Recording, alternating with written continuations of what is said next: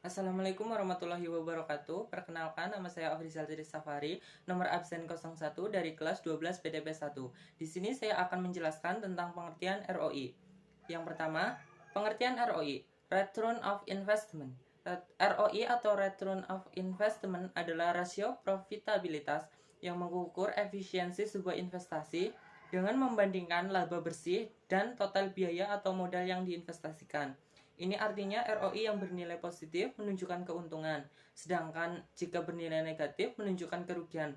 Rasio ROI sendiri biasanya diukur dalam bentuk persentase. Yang kedua, faktor yang mempengaruhi ROI. Dari pengertian ROI yang sudah dijelaskan di atas, ROI artinya menunjukkan bentuk rasio profitabilitas untuk mengukur kemampuan perusahaan dalam menghasilkan keuntungan. Rasio tingkat pengembalian investasi tersebut tentu akan dipengaruhi beberapa faktor. Yang ketiga, tingkat perputaran aktiva. Perhitungan rasio akan bergantung pada tingkat perputaran aktiva yang digunakan sebuah perusahaan untuk seluruh kegiatan operasional. Kecepatan perputarannya aktiva dalam suatu periode akan sangat mempengaruhi tingkat pengembalian investasi, terlepas dari apakah ROI bernilai positif atau negatif. 4. Profit margin. Profit margin adalah rasio pendapatan terhadap penjualan yang diperoleh dari selisih antara penjual bersih dengan harga pokok. Penjualan dibagi dengan penjualan bersih. Profit margin ini sendiri nantinya dapat mengukur kemampuan perusahaan dalam menghasilkan keuntungan serta nilai kemampuan manajemen bisnis dalam mengontrol berbagai kebutuhan operasional. 5. Manfaat analisis ROI. Beberapa kegunaan dari analisis ROI adalah sebagai berikut.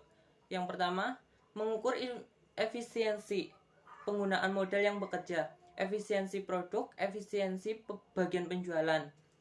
Bagian perusahaan yang memiliki industri, analisis ROI dapat membandingkan efisiensi pengguna modal pada perusahaan dengan perusahaan lain atau kompetitor. Dapat digunakan untuk mengukur efisiensi tindakan yang dilakukan oleh masing-masing divisi dengan cara mengalokasikan semua biaya dan modal ke dalam bagian yang bersangkutan. Digunakan untuk mengukur profitabilitas dari masing-masing produk yang dihasilkan oleh perusahaan. Digunakan sebagai dasar untuk pengambilan keputusan jika perusahaan mengadakan ekspansi.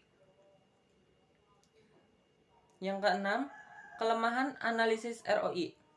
Selain memiliki banyak kegunaan, analisis ROI juga tetap memiliki kelemahan. Setidaknya ada 2 kelemahan utama yang dimilikinya, yaitu sebagai berikut. 1. Sulit dalam membandingkan ROI suatu perusahaan dengan perusahaan kompetitor karena praktik akuntansi yang digunakan oleh masing-masing perusahaan berbeda-beda. Yang kedua, analisis ROI tidak memasukkan unsur biaya modal ke dalam perhitungan, sehingga ROI yang tinggi belum bisa dinilai efektif sebelum dibandingkan dengan biaya modalnya. 7. Cara menghitung ROI. ROI dapat dihitung dengan mengurangi biaya investasi dari total pendapatan dan membaginya dengan total biaya investasi. Hasil dari perhitungan ini dapat berupa presentase atau rasio.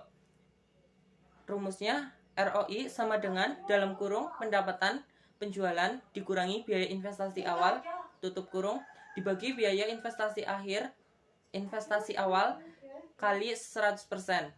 Sekian penjelasan dari saya, semoga bermanfaat. Terima kasih. Wassalamualaikum warahmatullahi wabarakatuh.